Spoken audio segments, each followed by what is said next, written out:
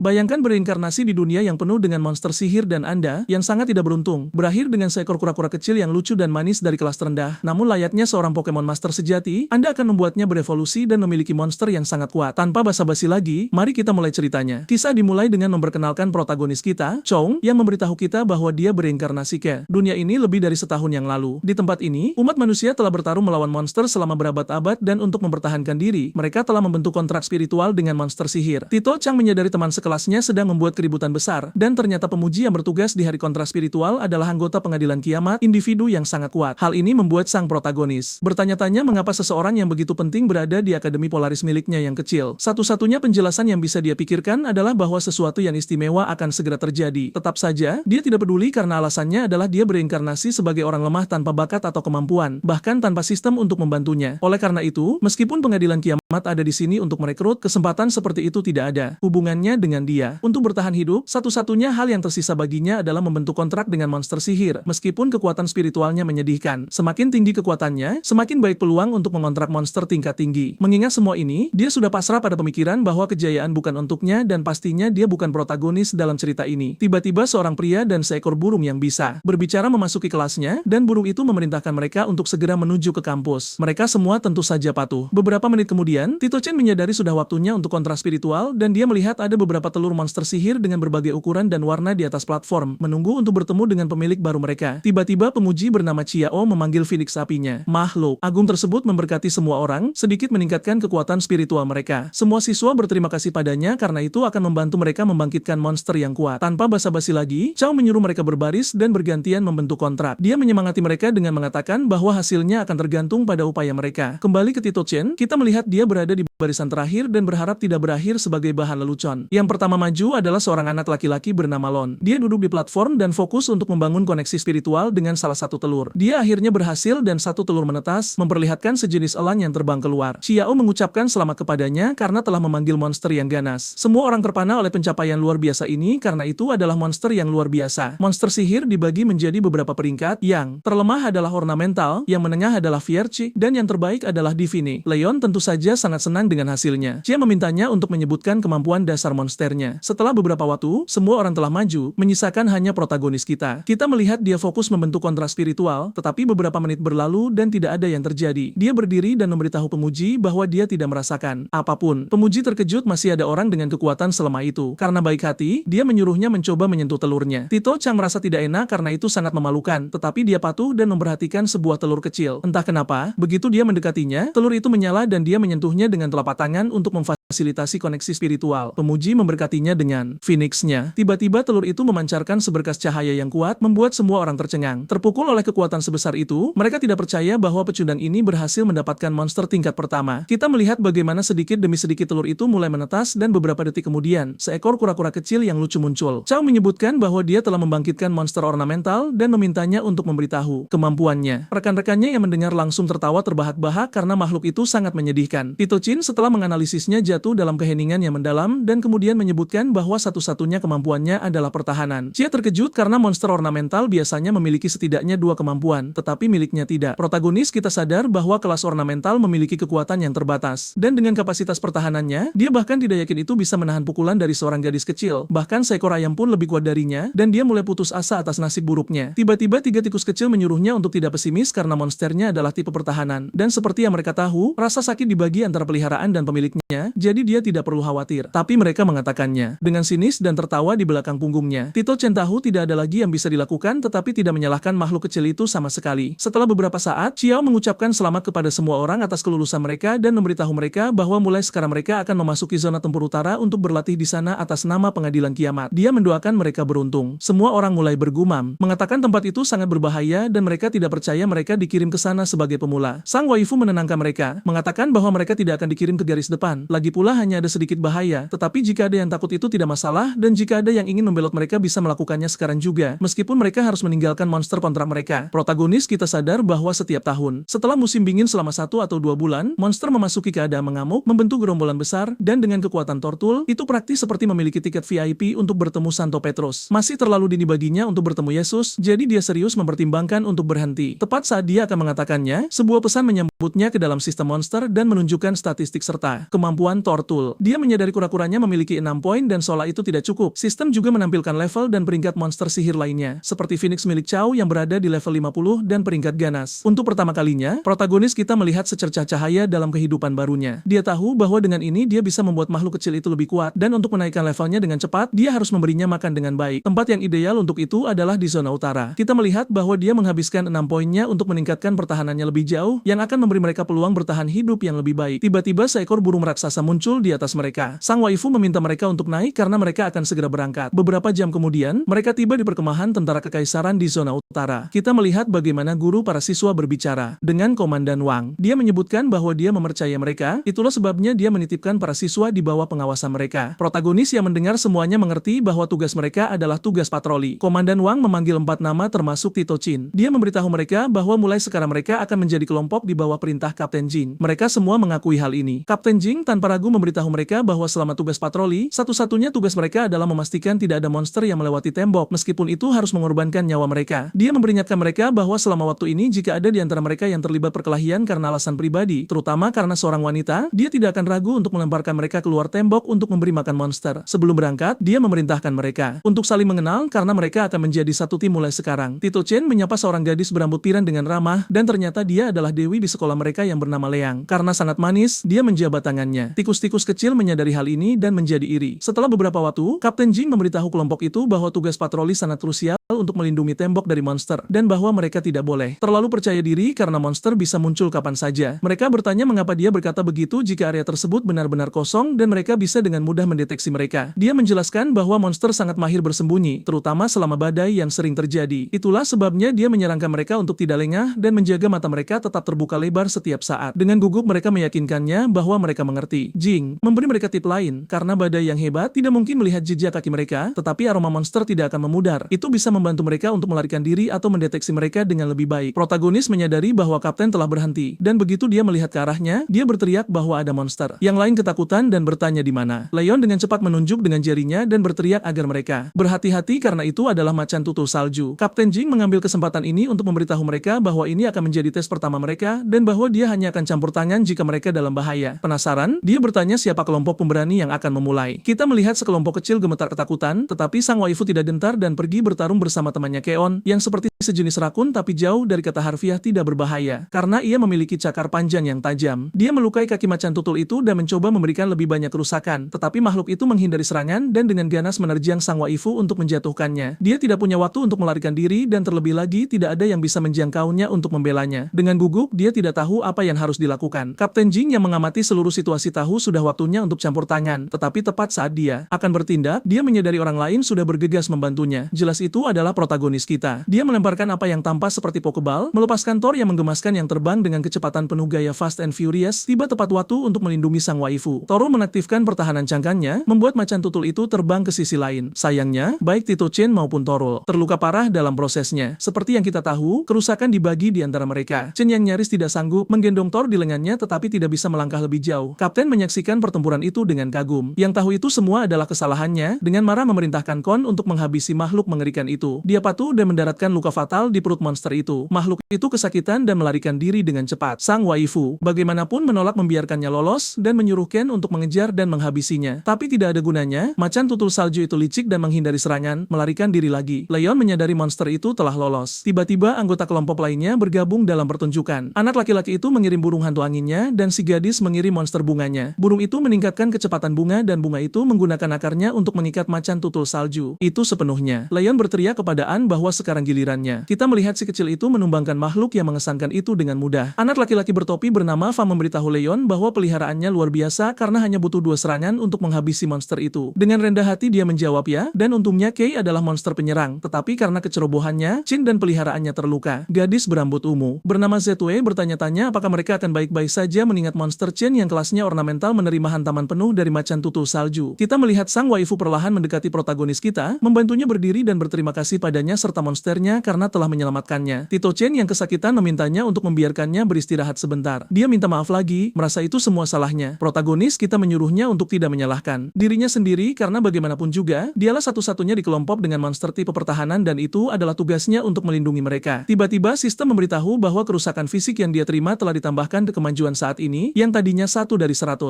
Ketika bar terisi, dia akan menjadi kebal terhadap 20% kerusakan fisik. Setelah menerima kerusakan 1000 kali, itu akan meningkat menjadi 30% dan seterusnya. Pada intinya, dia secara bertahap akan menjadi kebal terhadap serangan sihir, spiritual, racun, dan serangan lainnya. Meskipun ini hebat karena kerusakan tidak akan mempengaruhinya, dia menyadari bahwa jika dia tidak menemukan cara untuk menghasilkan kerusakan dalam pertempuran panjang, lawannya bisa dengan mudah mengalahkannya. Meskipun demikian, dia berterima kasih kepada langit atas berkah tersebut. Leon yang menyadari dia melamun, bertanya dengan cemas apakah dia merasa sangat buruk. Tito Chen yang selalu menjadi Casanova menjawab bahwa dia merasa terhormat bertarung bersama Dewi seperti itu. Sang waifu tersipu dan menyuruhnya jangan konyol. Pria-pria lain menjadi iri karena si bodoh ini dipeluk oleh Dewi seperti itu. Kapten JN menyela dan memuji penampilan luar biasa mereka meskipun baru sebentar bersama monster mereka. Mereka bertarung dengan sangat baik bahkan melenyapkan seekor monster. Dia menunjukkan bahwa bahkan seseorang dengan monster tingkat ganas tidak bisa menang sendirian. Dia menekankan pentingnya koordinasi dan kerjasama di antara semua orang untuk mengalahkan lawan yang lebih kuat. Dia memerintahkan mereka untuk saling mengenal dengan baik dan bekerja keras untuk menjadi penjinak monster yang hebat. Tiba-tiba dia merasakan kehadiran yang kuat di kejauhan dan memberitahu kelompok itu sudah waktunya untuk tanding ulang. Yang lain bertanya-tanya apa yang dia bicarakan. Leon menyebutkan bahwa dia membaca saat masih kecil bahwa monster tingkat rendah selalu bepergian dalam kelompok, jadi macan tutul salju itu tidak mungkin sendirian. Tiba-tiba mereka mendengar lolongan kawanan serigala besar mendekat. Fang berteriak bahwa macan tutul salju itu adalah bagian dari garda depan serigala. Kapten JN setuju dan mulai minum, menyebutkan pentingnya kerja tim, tetapi di atas segalanya, kebutuhan akan hati pejuang yang berani yang tidak takut pada musuh. Dia mendoakan mereka beruntung. Kelompok itu dalam keadaan syok, terpaku di tempat. Satu-satunya yang melangkah maju seperti pria alfa sejati adalah Tito Chen. Sang waifu berteriak bahwa dia gila dan bertanya apakah dia tidak menyadari lukanya belum sembuh. Protagonis kita dengan tenang berteriak bahwa dialah satu-satunya dengan monster tipe pertahanan, jadi dia harus melakukan sesuatu. Alasan dia bertindak begitu keren adalah karena pengurangan kerusakan yang akan dia dapatkan dari menerima serangan. Berkat pembicaraan seperti itu, waifu terkesan oleh keberaniannya. Bahkan Zetwei yang lucu berpikir dia adalah seseorang yang sangat dikagumi. Kakaknya yang bernama Fang bertanya padanya sejak kapan dia mulai berbicara baik tentang orang lain. Dia tidak menjawab sama sekali dan memberitahu semua orang apakah mereka akan bersembunyi seperti pengecut sementara. Chen bertarung sendirian. Yang lain setuju dan berteriak bahwa inilah saatnya menunjukkan kemampuan mereka. Kita melihat bagaimana semua anak laki-laki bergabung dalam pertarungan tanpa penundaan lebih lanjut. Pertempuran dimulai dan kita melihat bagaimana Tito Chang menggunakan perisai toral untuk memblokir serangan serigala. Pang dan Zhu membantunya melenyapkan mereka dengan peliharaan mereka. Yang lain juga tidak ketinggalan. Chong sadar bahwa gerombolan itu berkurang tetapi masih banyak yang tersisa dan bukan waktunya untuk beristirahat. Leang memegang pundaknya dan memberitahu bahwa dia sudah melakukan cukup dan sisanya serahkan pada mereka. Protagonis kita menolak karena jika dia terus berada di belakang, bagaimana dia akan menjadi lebih kuat. Dia mengerti perasaannya dan hanya menyuruhnya untuk maju bersama. Dia berkata ayo, dan mereka dengan sengit menerjang monster-monster itu untuk memberikan pukulan terakhir. 3 menit kemudian, kita melihat mereka berhasil menumbangkan kawanan itu dan Chong sangat senang karena dia mendapatkan pengurangan kerusakan 20% berkat hantaman yang dia terima. Li menyadari dia sangat lelah dan penuh luka, dan dengan senyum hangat memintanya untuk tidak berlebihan, meminum ini untuk meredakan nyeri tubuhnya dan melihatnya sebagai bentuk rasa terima kasih karena telah menyelamatkannya. Tito Chang penasaran bertanya apa itu. Fang memberitahu bahwa dia bodoh atau apa, bahwa itu adalah ramuan yang sangat mahal dan dia harus mengabdikan hidupnya untuknya. Adiknya, Rua, meneriakinya untuk diam dan berhenti bercanda. Chong berterima kasih untuk itu dan tahu dia harus meminumnya karena kalau tidak dia tidak akan bisa berjalan. Kapten Jing mengucapkan selamat atas kerja luar biasa mereka dan menyebutkan bahwa Leang akan memimpin tim patroli. Fang bertanya apakah dia tidak akan memberi mereka perintah lagi. Tito Jing berkata iya, tapi dia hanya berpikir lebih baik bagi mereka untuk memiliki pemimpin di antara mereka sendiri. Tiba-tiba semua orang mendengar raungan yang memekakkan telinga. Kapten Jing meminta mereka untuk tidak gugup, mengatakan itu hanya kapten lain yang sedang bertarung. Tito Chen yang tidak bodoh tahu, dia hanya mencoba menenangkan situasi tetapi itu tidak ada gunanya karena raungan itu tidak berhenti sama sekali. Di kejauhan mereka melihat pertempuran sengit antara beberapa kapten dan gorila salju yang masif. Makhluk yang mengesankan itu akhirnya menjatuhkan salah satu dari mereka. Kapten JN menjadi gugup karena monster tingkat ganas itu berarti gelombang monster sedang mendekat. Chong dengan cepat memeriksa statistik monster itu dan sangat terkejut. Levelnya 40 tetapi yang terpenting adalah monster tipe es elemen yang dia tahu adalah sebuah kegilaan. Kapten JN tahu situasinya telah menjadi sangat berbahaya dan memberitahu anak-anak itu bahwa latihan telah berakhir. Mereka harus segera kembali ke tembok. Protagonis kita tahu ini bukan waktunya untuk hemat, jadi dia segera meminum ramuan itu. Beberapa detik kemudian ramuan itu berefek dan dia merasa jauh lebih baik saat kelelahan dan lukanya menghilang. Dia dengan cepat bertanya kepada Kapten rute mana yang akan mereka ambil. Dia memberitahu mereka rute utama, tetapi mereka harus sampai di sana secepat mungkin. Dia Dia memberikan siulan keras dan singa merahnya muncul, siap untuk berangkat. Kapten Jing memerintahkan mereka untuk mengikutinya. Tentu saja semua anak patuh dan saat mereka berlari menuju tembok, sistem memberitahu Chang bahwa dia membuka kemampuan baru yang disebut perisai pembalas yang memaksa target menyerang pengguna, memberikan perlindungan 70% terhadap kerusakan fisik dan jika itu tidak cukup, ia dapat mengembalikan 50% dari serangan target. Chong tahu ini luar biasa karena tidak hanya memberikan perlindungan tetapi juga kerusakan, meskipun memiliki syarat untuk digunakan. Tiba-tiba beberapa serigala menghalangi jalan mereka. Singa merah yang gagah dengan ganas menerjang mereka. Kapten memberitahu anak-anak untuk tidak berhenti karena monsternya akan menangani mereka. Leang bertanya, mengapa monster-monster itu tidak lagi menyembunyikan kehadiran mereka? Chong menyebutkan bahwa seperti yang dikatakan Kapten, ada monster kuat di balik ini dan bahkan di dekat tembok pun situasinya tidak mungkin baik. Fa memberitahu bahwa mereka masih punya waktu untuk sampai ke sana karena baru 20 menit sejak gorila salju itu meraung dan dia tidak berpikir seluruh gelombang monster telah terbentuk sepenuhnya. Jadi, mereka harus memanfaatkan kesempatan ini untuk berlindung di balik tembok. Kapten JN tahu anak-anak itu takut dan menenangkan mereka, berjanji untuk melindungi mereka. Tapi dia sadar bahwa ini bukan gelombang monster biasa. Memang intuisinya benar karena segerombolan serangga sudah menyerang tembok ditemani oleh kawanan serigala dan macan tutul salju. Semua monster itu menuju ke pintu masuk tembok untuk menerobos dan menghancurkan kota. Kembali ke anak-anak, Leang bertanya kepada Kapten apa yang akan mereka lakukan sekarang karena tidak mungkin bagi mereka untuk melewati semua itu. Kapten JN tahu ini adalah bencana total tetapi tidak boleh menunjukkan kelemahan kepada anak-anak ini. Dia menguatkan diri dan berteriak agar mereka jangan khawatir karena api singanya bisa menangani beberapa monster meskipun itu tidak akan bertahan lama. Itulah sebabnya mereka harus bertindak cepat, mencapai gerbang dan mengikutinya dari dekat saat dia membuka jalan. Kita melihat bagaimana dia secara bertahap melepaskan jurus terlarangnya, tetapi ada terlalu banyak monster dan mereka mulai mengepung mereka. Anak-anak tahu mereka tidak bisa menyerahkan semuanya kepada Kapten, jadi mereka menggunakan monster sihir mereka untuk memberikan bantuan. Bersama-sama mereka perlahan-lahan mengukir jalan yang aman sambil bertempur. Kapten Jian melihat gerbang hanya beberapa meter di depan, berteriak agar mereka jangan berhenti. Tetapi saat semua ini terjadi, kita melihat bahwa gorila salju telah tiba. Ia mengambil dua batu besar dan melemparkannya ke gerbang untuk menghancurkannya. Penjaga di atas tembok mulai menyerangnya, tetapi itu tidak berguna bagi makhluk yang mengesankan itu, rasanya hanya seperti gelitik. Sayangnya bagi para penjaga, Komandan Wang akhirnya muncul. Layaknya pejuang sejati, dia dengan sengit menerjang makhluk yang mengesankan itu dan dengan mudah memotong salah satu lengannya. Namun itu tidak masalah, Rajaku, karena gorila salju itu sangat kuat, meregenerasi lengannya hanya dalam beberapa detik. Tiba-tiba kita melihat kelompok tersebut tiba bersama Kapten Jian. Yang terakhir bertanya kepada tuannya mengapa dia datang secara pribadi. Komandan Wang memerintahkannya untuk berhenti mengoceh dan menyebutkan bahwa dia telah memerintahkan para penjaga untuk meluncurkan beberapa tali. Tugas Jian adalah memberikan perlindungan bagi para siswa agar mereka bisa memanjat tembok. Kapten Jian menjawab bahwa dia mengerti dan tidak akan mengecewakannya. Tanpa basa-basi lagi, para siswa mulai memanjat tembok sedikit demi sedikit. Kembali ke pertarungan, kita melihat gorila salju yang siap beraksi, bersiap untuk menjatuhkan Komandan Wang karena telah melukainya. Tapi tiba-tiba monster sihir Wang bergabung dalam pertarungan, seekor harimau putih yang kuat. Kucing besar itu memberikan pukulan besar tepat ke wajah primata raksasa itu, membuatnya terbang. Tito Chen menyadari bahwa monster komandan lebih kuat daripada gorila itu karena melampauinya sebanyak 10 level. Dan memang ini benar karena harimau itu memberikan pukulan brutal kepada gorila salju itu. Sementara itu, kita melihat bahwa para siswa berhasil memanjat tembok. Namun, mereka tiba-tiba merasakan jumlah mana yang sangat besar menuju ke arah gorila yang memasuki mode berserker. Para siswa sadar ini sangat buruk, dan makhluk yang membantu gorila itu adalah serigala es raksasa. Serigala itu melompat dengan ganas ke arah harimau. Tentu saja harimau itu tidak mundur dan siap untuk menyerang balik, tetapi itu semua adalah tipuan karena serigala itu menghindari serangan di detik terakhir dan dengan cepat menuju ke arah tembok, mulai memanjatnya. Jelas harimau itu tidak akan membiarkannya dan segera mengikuti, tetapi sayangnya diserang oleh primata yang mengesankan itu. Berkat ini, serigala berhasil memanjat tanpa masalah dan mulai menjatuhkan banyak orang. Komandan Wang tahu tidak ada peluang melawan makhluk-makhluk ini. Tugasnya adalah melindungi anak-anak. Kembali ke para siswa, kita melihat Lon dengan mata berkaca-kaca memberitahu protagonis kita bahwa mereka harus melarikan diri. Tito Chen tahu ini tidak mungkin karena jika mereka mencoba, serigala itu akan menyerang mereka dari belakang. Seseorang harus mengalihkan perhatiannya agar yang lain bisa melarikan diri. Layaknya pria alfa sejati, dia berteriak, "Kemari kau serigala," dan dengan cepat mengaktifkan kemampuan barunya, pertahanan absolut. Makhluk ganas itu tidak bisa mentolerir rasa tidak hormat seperti itu dan pergi untuk melahapnya, tetapi sayangnya bagi si serigala, ia terpukul dan terlempar ke samping. Protagonis kita tidak luput dari luka. Rekan-rekannya ketakutan melihatnya terluka parah. Chen berteriak kepada mereka untuk melarikan diri dan jangan khawatir, berjanji dia akan selamat bagaimanapun caranya. Zetue mempercayainya dan memberitahu kakaknya serta Long bahwa mereka harus pergi agar tidak menghalangi jalannya. Sang waifu patuh meskipun matanya dipenuhi kecemasan. Kembali ke serigala, kita melihat ia lumpuh selama 5 detik berkat kemampuan sang protagonis. Para penjaga tidak mengabaikannya, mereka hanya fokus pada memusnahkan segerombolan serangga terbang. Makhluk ganas itu kembali normal, mengaktifkan mode berserkernya dan menunjukkan kekuatannya dengan raungan besar, menakuti Torture. Tito Chang menenangkannya agar tidak takut karena dia akan selalu berada di sisinya. Torture mendapatkan keberanian dan tentu saja membantu pemimpinnya. Protagonis kita tahu satu-satunya cara untuk bertahan hidup adalah dengan pertahanan pertahanan absolut, jadi dia menggunakannya sampai tubuhnya roboh. Meskipun memblokir serangan dan sedikit melukai serigala es itu, dia semakin terluka. Dia berhasil berdiri dengan cepat sebelum efek kelumpuhan berakhir. Kembali ke Komandan Wang, kita melihat harimau putihnya menyudutkan primata raksasa itu, menciptakan peluang bagi Wang untuk memberikan luka fatal pada makhluk ganas itu. Kucing besar itu juga tidak menahan diri, melepaskan sinar es yang kuat. Monster itu menjerit kesakitan yang tak tertahankan dan Komandan Wang tanpa ragu sedikit pun memberikan pukulan terakhir. Para penjaga yang telah menyelesaikan pertarungan mereka bersorak menyebutnya yang terbaik. Sementara orang-orang bodoh itu merayakan, protagonis kita sedang dipukuli secara brutal. Serigala menyadari rekannya telah dijatuhkan, yang membuatnya marah. Es di punggungnya mulai membentuk semacam baju zirah. Bosan dengan permainan ini, ia siap melahap mangsanya. Torture tahu tuannya sudah lelah dan tidak akan membiarkan apapun menyakitinya. Layaknya pejuang sejati, dia bertahan dan memang dia berhasil memukul serigala ke tembok dengan blok kuatnya. Tetapi sayangnya baik dia maupun tuannya tidak memiliki kekuatan tersisa untuk berdiri. Protagonis kita tahu mereka akan tamat. Serigala itu juga mengetahuinya dan menerjang mereka dengan ganas untuk menghabisinya. Tapi nasib buruk baginya, bala bantuan tiba, yaitu seorang pria tua bersama seekor singa petir yang gagah. Dia memberitahu rekannya untuk melepaskan tornado petir. Kucing besar itu tentu saja patuh dan dengan satu serangan sederhana dia menjatuhkan si anjing. Tito Chen tertegun oleh kekuatan penghancur tersebut. Meskipun dia kesal karena rasanya seperti film dan dia hampir berakhir bertemu Santo Petrus. Sistem memberitahu bahwa dia memiliki notifikasi. Chen yang sangat kelelahan memutuskan untuk tidak membacanya dan menyimpannya untuk nanti. Beberapa menit kemudian, Fajar akhirnya menyingsing dan si pria tua menyadari bahwa monster-monster itu akhirnya mundur karena kedua panglima perang mereka telah gugur. Namun,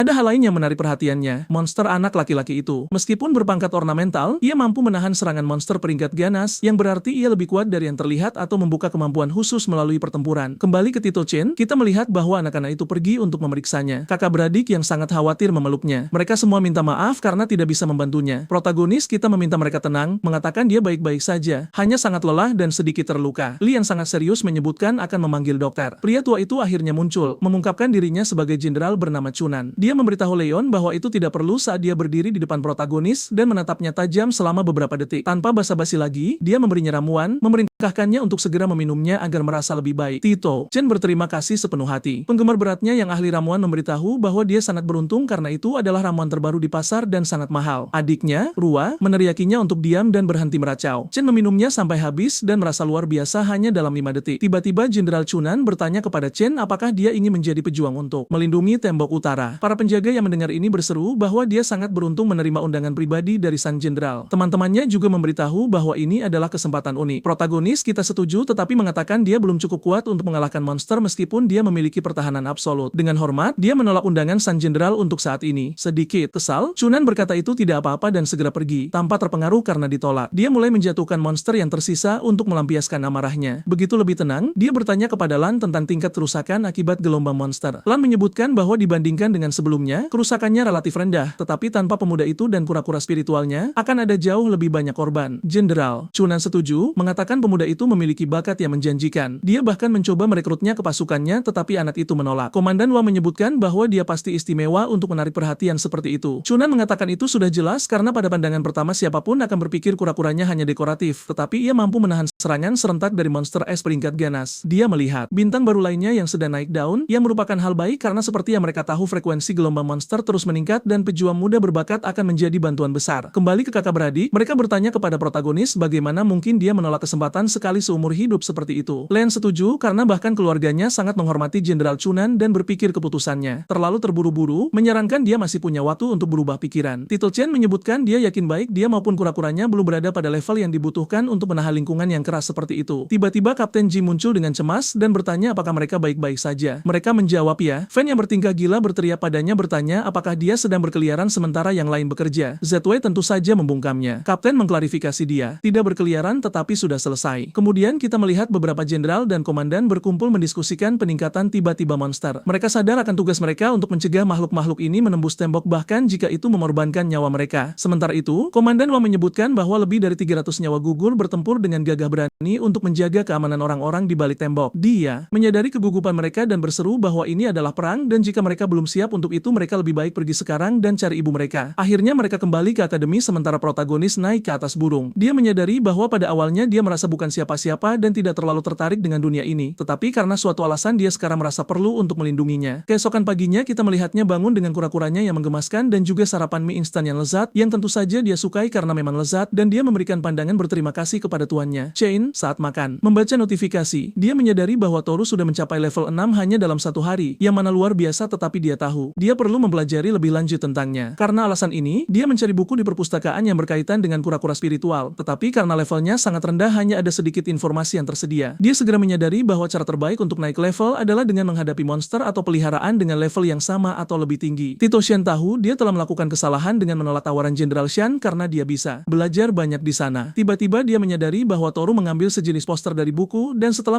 membacanya dia berkomentar bahwa Toru adalah seorang jenius. Saat malam tiba, kita melihat Tito Shen terbungkus rapat dan alasannya ada dua. Pertama karena hujan, dan kedua dia menyembunyikan Toru karena di pusat kota banyak pencuri peliharaan yang menjualnya di pasar gelap. Alasan dia keluar malam hari adalah untuk mengunjungi asosiasi petualang yang merupakan tempat ideal untuk menjadi lebih kuat. Tempat itu penuh dengan pemburu hebat dan dia bisa mengambil misi untuk mendapatkan sumber daya berharga serta membuat monsternya lebih kuat. Kita melihat resepsionis di sana adalah seorang wanita muda bernama Nana dan dia sangat bosan karena hanya ada orang-orang tua di sekitarnya. Namun dia terkejut melihat protagonis kita karena dia bisa tahu dia masih sangat muda. Dia menyebutkan ingin bergabung dengan asosiasi dan Nana berkata tentu saja, meminta tanda pengenalnya. Nana mengambilnya dan mulai mendaftarkannya ke sistem tetapi terkejut melihat peliharaannya sangat cantik meskipun level 6 dan kelas ornamental. Para pria di tempat itu setelah mendengar ini mulai tertawa karena mereka pikir itu menyedihkan. Protagonis kita tidak peduli. Nana memintanya menunjukkan peliharaannya. Tanpa ragu Shen memperlihatkan Toru dan Nana dengan cepat mulai mengevaluasinya. Karena Toru dalam kondisi baik, Nana memintanya menandatangani di sana dan begitu dia melakukannya. Nana menyebutkan bahwa dia sekarang adalah anggota asosiasi. Nana menyerahkan rencananya dan mengatakan kode namanya adalah Frost Shadow dan dia bisa menggunakannya untuk mengakses situs web. Akhirnya Nana menyebutkan bahwa dia bisa mengambil misi di panel itu tetapi dia harus ingat bahwa dia hanya bisa mengambil misi di level yang sama dengan monster sihirnya. Tito Shin senang dan memberitahu Toru bahwa mulai hari ini mereka berdua akan menjadi sangat kuat. Seorang pria berkerudung berbisik bahwa ini sangat menarik. Di mana kita tinggalkan di bab sebelumnya, Tito Chen bergabung dengan asosiasi petualang dan alasannya adalah untuk melatih Toru. Dia dengan cepat memilih misi layaknya pekerja sejati yang terdiri dari melindungi kliennya dan mengawal mereka ke tempat tujuan. Keesokan paginya kita melihatnya menunggu di alun-alun kota di mana dia menemukan bahwa bosnya adalah Linda Lanya. Namun dia tidak tahu itu adalah sang protagonis karena dia sedang menyamar karena suatu alasan. Dia memutuskan untuk menyembunyikan identitasnya. Ketika keduanya bertemu, dia memintanya menunggu sebentar karena temannya akan datang. Tito Shen menyadari seorang wanita yang mengesankan mendekat, memancarkan aura yang kuat. Tiba-tiba dia memeluk Li dan ternyata dia adalah temannya yang bernama Ling. Dia memberitahu Li bahwa dia tidak menyebutkan ingin bekerja sendiri.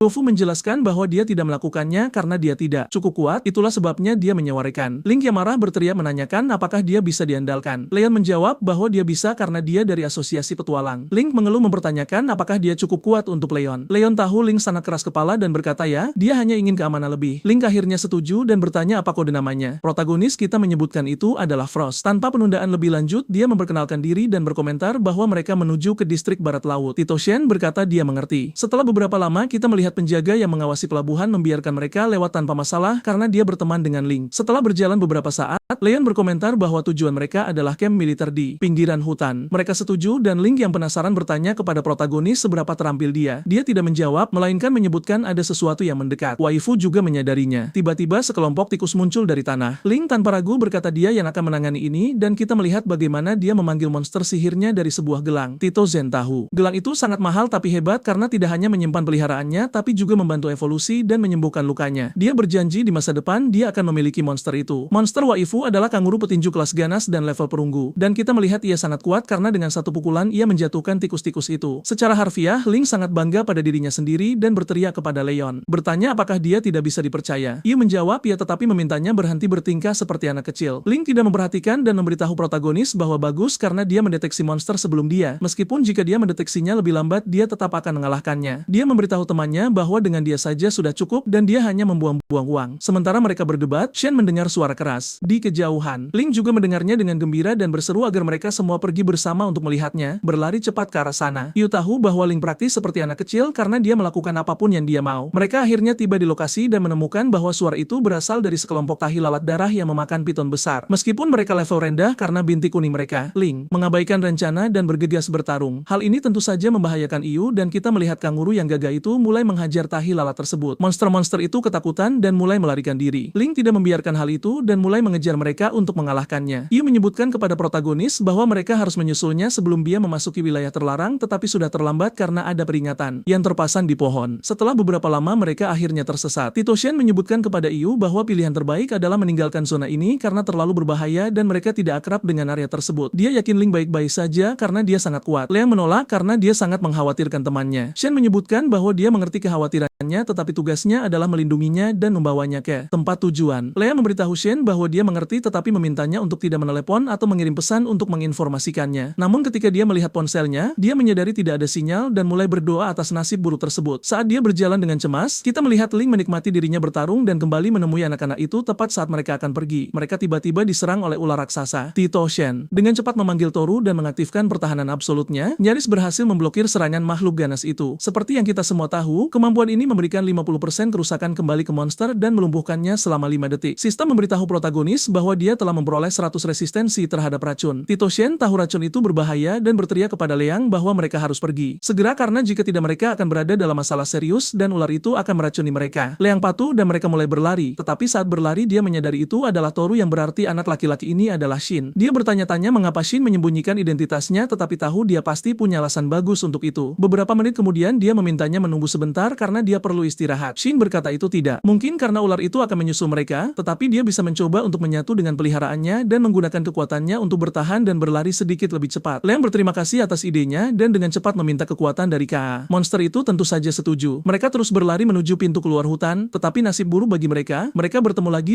dengan ular yang gagah itu. Ular itu pasti tidak ingin kehilangan makanan lezatnya. Shen tidak gentar menghadapi monster itu layaknya pria alfa sejati dan memblokir serangannya dengan pertahanan absolutnya. Sayangnya makhluk itu akhirnya meracuni Toru dan karena mereka satu kesatuan, dia juga terkena racun. Lebih buruk lagi, seekor elang juga bergabung dalam pertarungan. Tito Shen tahu jika mereka tetap di sana mereka akan berada dalam masalah serius, jadi dia meraih tangan Yu dan mencoba melarikan diri secepat mungkin. Sambil berlari demi nyawa mereka, Liang menyadari dia akhirnya memiliki sinyal dan mencoba menghubungi Ling tetapi tidak bisa melakukannya karena ular besar itu tidak berhenti mengejar mereka sampai ia melahap mereka. Shen berteriak kepada Leon untuk lari dan jangan khawatir, dia akan mengulur waktu dan memulai pertarungan sengit melawan makhluk yang mengesankan itu. Leon yang ketakutan berteriak agar dia berhati-hati saat elang juga bergabung dalam pertarungan. Untungnya protagonis berhasil memblokir serangan di detik terakhir dan berkat itu burung tersebut jatuh ke tanah karena pingsan. Kembali ke Tito kita melihat dia menerapkan langkah terlarang dan memberikan pukulan luar biasa kepada makhluk besar itu sampai akhirnya ia tidak bisa bangun lagi. Tito Shen tahu bahwa pada tingkat ini dia akan tumbang karena Toru tidak bisa menahannya. Lagi sama seperti dirinya. Tetapi untungnya Leon berkata dia sudah selesai dan akan membantu. Kita melihat bagaimana dia dengan ganas menyerang reptil itu dan dengan cakarnya melukai mata makhluk itu. Shen berteriak agar Toru memasang perisai untuk melindungi mereka dari racun. Toru jelas melakukan apa yang diperintahkan bosnya. Kita melihat Leanne memanfaatkan fakta bahwa ular itu sedang pusing dan dengan cakarnya yang mematikan dia, memberikan pukulan mematikan. Dalam prosesnya protagonis kita yang kelelahan ambruk di tanah dan tahu bahwa dia perlu menghentikan racun bagaimanapun caranya. Sayangnya dia tidak punya penawar racun. Namun diberkati oleh Yu yang sangat baik, dia memberinya ramuan. Tito Shin berterima kasih padanya dari lubuk hatinya dan meminumnya diam-diam agar dia tidak mengenalinya. Dalam beberapa detik tubuhnya sudah terasa lebih ringan. Lon duduk di sampingnya dan bertanya mengapa dia menyembunyikan identitasnya. Lagi pula dengan kekuatannya dia yakin dia akan menghasilkan lebih banyak uang di garis depan daripada melakukan misi. Tito Shin terkejut karena dia tahu siapa yang sebenarnya dan berkata tentu saja, bagaimana mungkin dia tidak mengenali Toru dan cara bertarungnya. Protagonis kita berkata dia baik-baik saja dan menyebutkan bahwa mungkin dia akan mempertimbangkan tentara di masa depan. Tetapi untuk sekarang dia ingin menjelajahi dunia dan mencari uang. Lea memberitahu bahwa itu luar biasa dan berterima kasih lagi karena telah menyelamatkannya. Dia juga berkomentar bahwa jika Shen menjual ular itu, dia akan menghasilkan banyak uang karena bahan mewah dapat diekstraksi dari tubuhnya. Shen berterima kasih atas informasinya dan di tas ransel ajaibnya dia menyerap reptil besar tersebut. Tiba-tiba mereka merasakan aura kuat mendekat dan dia teringat kembali ke bab sebelumnya. Kita melihat bahwa Tito Chen menyimpan tubuh ular raksasa itu di tas dimensinya karena dia akan menghasilkan banyak uang dengan menjualnya. Tetapi tiba-tiba mereka merasakan aura kuat mendekat dan dia mengira itu adalah makhluk ganas tetapi ternyata bukan apa-apa. Itu adalah Ling dengan cambaro marahnya. Yu yang kesal menyebutkan bahwa kali ini dia hampir mati. Ling yang khawatir bertanya apa yang terjadi. Yu berkomentar bahwa tiba-tiba seekor ular besar dan seekor elang menyerang mereka tetapi untungnya mereka berhasil mengalahkannya. Leanda mendengar ini meminta maaf dari lubuk hatinya dan berjanji tidak akan bertindak sendiri lagi dan memprioritaskan keselamatannya. Yu menyebutkan bahwa dia selalu mengatakan hal yang sama tetapi tidak pernah menepati janjinya. Ling dengan air di matanya berseru bahwa dia bersumpah tetapi tolong jangan beritahu Tai Ellen apapun. Shen bingung mendengar nama ini dan berkata bahwa dia tidak akan memberitahu ayahnya tetapi dengan satu syarat, dia harus mematuhi perintah Shadow Frost. Ling jelas tidak menyukai hal ini sama sekali dan dengan kesal bertanya apakah anak laki-laki ini lebih kuat darinya. El menjawab tidak, tetapi jika bukan karena dia, Ling pasti sudah mati. Yu tidak percaya itu tetapi kemudian dia setuju dan memberitahu protagonis bahwa jika dia menghadapi bahaya apapun dia akan meminjamkan kekuatannya. Shen berkata itu tidak apa-apa dan tanpa penundaan lebih lanjut menyebutkan sudah waktunya untuk pergi. Setelah beberapa waktu Shen sadar bahwa Liang berasal dari keluarga bangsawan tetapi tidak menyangka itu adalah keluarga yang sangat terkenal karena ayahnya adalah salah satu dari 12 jenderal bernama Zul dan dengan monster roh tingkat kristal yang luar biasa, si monyet agung, dia membuat monster takut padanya. Tidak heran jika Jenderal Shunan secara pribadi datang untuk menyelamatkan mereka. Li memberitahu sepupunya bahwa ayahnya sangat ketat dan mengizinkannya pergi sendiri ke medan militer meskipun area tersebut tidak terlalu berbahaya tetapi masih sedikit tidak bersahabat. Memikirkannya, ayahnya pun sama sejak mengirimnya ke sana. Meskipun dia lebih dari memenuhi kualifikasi dan itulah sebabnya dia harus meninggalkan rumahnya, permainannya, dan animenya. Anda menyebutkan itu salahnya karena hanya diam di rumah tidak melakukan apa-apa karena hanya tersisa 1 tahun lagi sampai perang aliansi, acara terbesar yang menguji kekuatan. Itulah sebabnya wajar ayahnya mengirimnya dalam misi ini untuk membuatnya lebih kuat. Ling berkata tidak karena tidak ada bahaya nyata jadi dia tidak akan berkembang. Yin berkata itu masalah bagi Ling tetapi tidak bagi Liang. Jadi ayahnya mengirimnya ke luar negeri untuk mempersiapkannya dan di sini ketika dia bergabung dengan tentara itu akan lebih mudah. Kembali ke Tito Shen kita melihat bahwa sistem memberitahu dia bahwa dia masih keracunan. Shen yang penasaran bertanya bagaimana mungkin karena dia sudah minum ramuan. Sistem menyebutkan terkadang penawar racun tidak efektif. Shen tahu ini sangat berbahaya dan perlu bergegas mencapai lapangan sebelum racunnya memburuk. Sementara mereka berjalan dengan tenang, Ling melenyapkan monster dengan mudah. Setelah beberapa jam mereka akhirnya mencapai tujuan. Protagonis kita terkesan dengan tempat itu karena sama gagahnya dengan Morala. Seorang pria memberitahu bahwa dia memiliki mata yang bagus dan berkomentar bahwa aliansi menyediakan peralatan level 1 terbaik tergantung pada tingkat bahaya. Pria itu dengan ramah menyapa Leon dan mengungkapkan bahwa dia adalah pamannya yang bernama Lin dan ayah Ling. Sebagai seorang satria dia menyebutkan mereka pasti lelah dan meminta mereka untuk beristirahat meskipun kampanyenya tidak terlalu bagus di dalam. Yu memberitahu pamannya jangan khawatir karena dia baik-baik saja. Lin berterima kasih dan menyebutkan bahwa ayahnya memiliki penilaian yang sangat baik tentangnya. Dia berkomentar kepada putrinya bahwa pasti sulit meninggalkan rumah. Ling bingung dengan apa yang dikatakannya dan memintanya untuk mengikutinya keluar. Sementara mereka berbicara kita melihat Liang mengambil batu aneh dan memberitahu Shen untuk mengambilnya karena dia yakin itu akan sangat berguna baginya. Protagonis kita tahu itu sangat berharga dan berterima kasih atas isyarat tersebut tetapi tidak bisa menerima. Liang bersikeras agar dia mengambilnya karena itu hal terkecil yang bisa dilakukan untuknya. Karena dia telah menyelamatkannya 2 kali. Tito Chen berterima kasih padanya dari lubuk hatinya. Batu ini sangat bagus karena bisa mengevolusi Toru tetapi sebelum itu dia perlu mencapai kelas ganas. Liam yang penasaran bertanya apa yang akan dia lakukan sekarang karena dia baru saja menyelesaikan misinya. Dia bertanya apakah dia akan pergi atau tinggal dan berbicara dengan pamannya. Shen berterima kasih tetapi menolak karena dia punya banyak hal untuk dilakukan. Yu menjadi sedih karena dia ingin Shen tetap tinggal. Tiba-tiba Lin di samping ayah Shen berterima kasih kepada protagonis karena telah membawa gadis-gadis itu dengan selamat dan menyebutkan bahwa putrinya berkata dialah alasan mereka tiba begitu cepat. Penasaran dia menanyakan namanya. Tito Shen memperkenalkan diri dan Len menjawab bahwa dia hanya menjalankan tugasnya. Tanpa basa-basi lagi dia berkata senang berkenalan tetapi dia harus pergi. Len kemudian berkata bahwa dia tidak akan mengganggunya lagi dan mendoakan perjalanan yang aman. Bersama gadis-gadis itu dia bertanya kepada Liam seberapa kuat pemuda ini dan Liam memberitahu pamannya bahwa dia sangat berbakat karena meskipun memiliki monster dekoratif dia berhasil mengalahkan ular raksasa. Len berkomentar kepada keduanya bahwa ini sangat mengejutkan dan mengerikan karena itu berarti dia sudah melampaui 2 alam. Kembali ke protagonis kita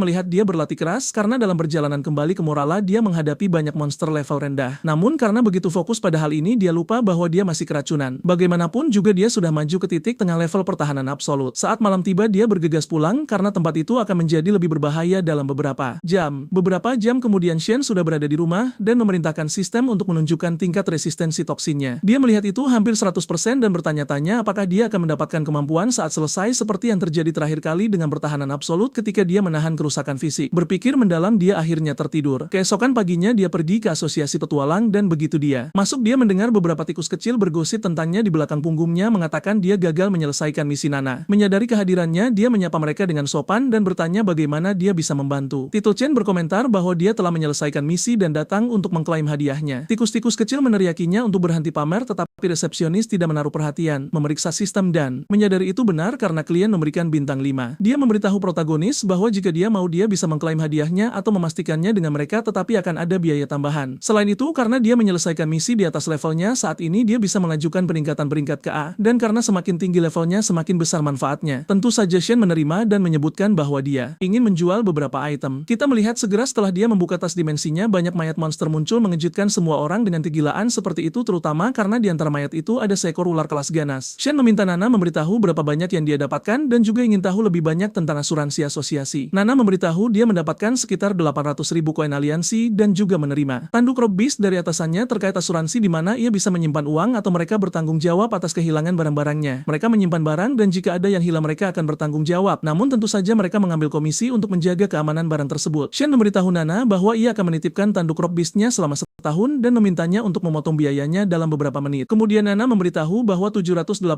koin telah disetorkan ke akunnya. Sang protagonis berterima kasih lalu pergi, dan saat berjalan ia masih mendengar tikus-tikus kecil membicarakannya di belakang, tapi ia tidak peduli dan membungkam mereka dengan performanya. Akhirnya ia sampai di rumah dan memanggil Toru. Menyadari bahwa Toru sangat mengantuk, Shen tahu Toru telah bekerja keras akhir-akhir ini dan segera setelah ia meletakkan kristal hitam di atas meja, ia menyadari Toru yang menggemaskan itu segera berdiri dan tampak sangat tertarik. Hal ini mengejutkan protagonis kita karena ia diajarkan di sekolah bahwa biasanya monster maskot tidak menunjukkan minat pada bahan evolusi karena evolusi mereka dikendalikan oleh pemiliknya. Oleh karena itu mereka biasanya tidak menunjukkan ketertarikan. Namun tampaknya Toru yang lucu itu adalah sebuah pengecualian. Shen tahu sangat sedikit tentang kristal ini dan karena penasaran ia hampir menelepon Lee untuk bertanya tepatnya apa itu. Namun ia teringat tidak memiliki nomor kontaknya. Shen tahu itu adalah untuk evolusi, tapi pasti ada sesuatu yang tersembunyi hingga membuat Toru begitu bersemangat, dan mungkin saja Toru itu unik dan kristal tersebut membuka sesuatu untuknya. Karena hal ini ia membawanya ke sebuah laboratorium monster dan bertanya pada dokter apakah ada sesuatu yang tidak biasa. Dokter menyebutkan bahwa hewan peliharaannya sangat sehat, namun sayangnya menurut hasil pemeriksaan, monster itu belum membangkitkan atribut apapun. Shen berterima kasih atas informasinya namun masih merasa sedikit sedih. Meskipun begitu ia tetap sangat menyayangi Toru. Bahkan jika harus memakan waktu seumur hidup, mereka berdua akan menjadi sangat kuat. Setelah beberapa saat kita melihat Shen sedang meneliti di internet apakah ada informasi tentang kristal hitam yang ia miliki, tapi ia tidak menemukan apapun. Namun ia tahu benda itu menyimpan rahasia dan akan menyelidiki apa itu nanti. Hal yang lebih penting saat ini adalah mengetahui cara mengevolusi Toru. Ia menemukan sebuah forum terkenal yang menyebutkan bahwa agar seekor kura-kura spiritual bisa berevolusi, ia harus memenuhi persyaratan tertentu, kemampuan untuk memulihkan diri, keterampilan pertahanan, dan elisir atribut kayu. Pilihan terbaik dalam hal ini adalah tanaman kristal es atau tanaman bue, tetapi keduanya sangat mahal dengan harga sekitar 100 juta koin. Jelas Shen tidak punya uang sebanyak itu sehingga ia mencari elisir yang lebih murah, dan saat meneliti ia menemukan forum terbaru yang menyebutkan bahwa di distrik utara sangat jarang ditemukan diok salju. Shen tahu ini adalah hal yang luar biasa karena benda itu mengandung atribut es, air, dan kayu, serta memberikan kemampuan untuk meregenerasi anggota tubuh yang terputus. Itu adalah bahan yang sangat berharga, jauh lebih unggul daripada tanduk Rob Beast kelas rendah miliknya, dan jika ia menemukannya, itu akan sangat meningkatkan kemampuan Toru, tapi untuk mendapatkannya ia harus pergi ke distrik utara. Ia mengingatkannya pada momen-momen sulit. Saat malam mulai jatuh, Shen pergi ke asosiasi dan menyadari bahwa untuk pergi ke distrik utara ia harus berada di peringkat B. Satu-satunya cara untuk menjalankan misi dengan peringkatnya saat ini adalah dengan bergabung dalam sebuah grup. Tiba-tiba ia mendengar sosok bertudung bernama Blacker yang menawarkan kesempatan kepada orang lain untuk bergabung dengannya, dan saat mendengar hal ini ia menyebutkan bahwa itu bukan misi biasa, melainkan misi yang dikeluarkan oleh tentara. Jelas mereka akan mendapatkan banyak poin dan hadiah karena seperti yang diketahui, ada dua jenis poin. Poin biasa yang diperoleh dari komisi tingkat rendah dan dapat digunakan untuk membeli barang umum, serta poin asosiasi yang diperoleh dari komisi tingkat lanjut dan dapat digunakan untuk membeli barang langka serta kuat. Orang-orang yang sudah ketakutan itu berteriak, menanyakan apakah dia gila atau tidak tahu bahwa di distrik utara terdapat lautan monster, dan mereka pergi dengan marah karena tawaran konyol tersebut. Black Hood mencoba meyakinkan seseorang untuk bergabung tapi akhirnya berjalan pergi. Shen menyadari hal ini dan mengikutinya. Ia hendak meminta untuk bergabung namun saat menyadari kehadirannya, Black Hood menjadi teriritasi, berhenti, dan berteriak menanyakan mengapa ia mengikutinya. Protagonis kita tanpa ragu menyebutkan bahwa ia ingin bergabung dengan grup. Pria itu menjawab dengan mengatakan bahwa dia hanyalah seorang pemula, dan Tito Chen yang tidak terintimidasi berteriak bahwa ia harus membuktikan kekuatannya. Black Hood setuju, namun untuk bergabung ia harus bertahan dari 3 serangannya dan ia memanggil monster sihirnya, seekor monyet api bernama DTI. Shen menyadari bahwa monster itu berasal dari kelas VRC tingkat 35